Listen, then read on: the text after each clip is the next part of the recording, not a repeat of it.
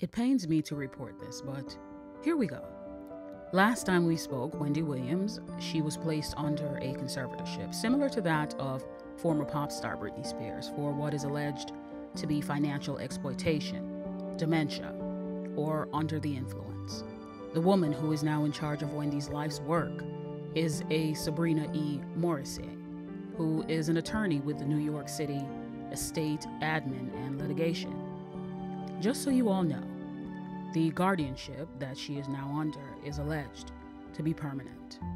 So with this news recently, Wendy opened a not-so-secret bank account to reroute the money that is still coming in, but because apparently she has no concept of how the banking system operates, someone in her circle who is selling information let the world know that Wendy is telling the people paying her to, quote, walk into the bank and say the money is for Wendy Williams' account and that they'll deposit it in it, which clearly indicates that this almost 60-year-old woman has no concept of how the banking deposit system operates.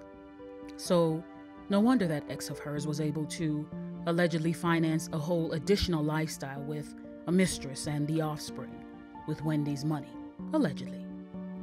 Which brings me to where Kevin Hunter is financially. So his alimony payments have come to a complete halt.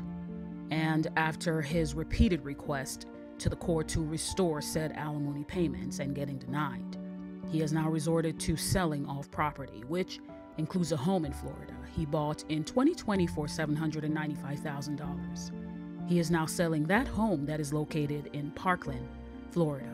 Yes, that Parkland. A sprawling 5-bedroom, 5-bath, 3,400 square feet home, now for $1.2 million. Let me add that the mistress, Kevin, the son, and Wendy all reside in Florida. And recently, the son was forced by the court to return Wendy Williams back to New York City. This whole time, we've been asking, where is Wendy's family? Where are the people who love her? And with her mother passing, it seems as if she is now left up to her own devices.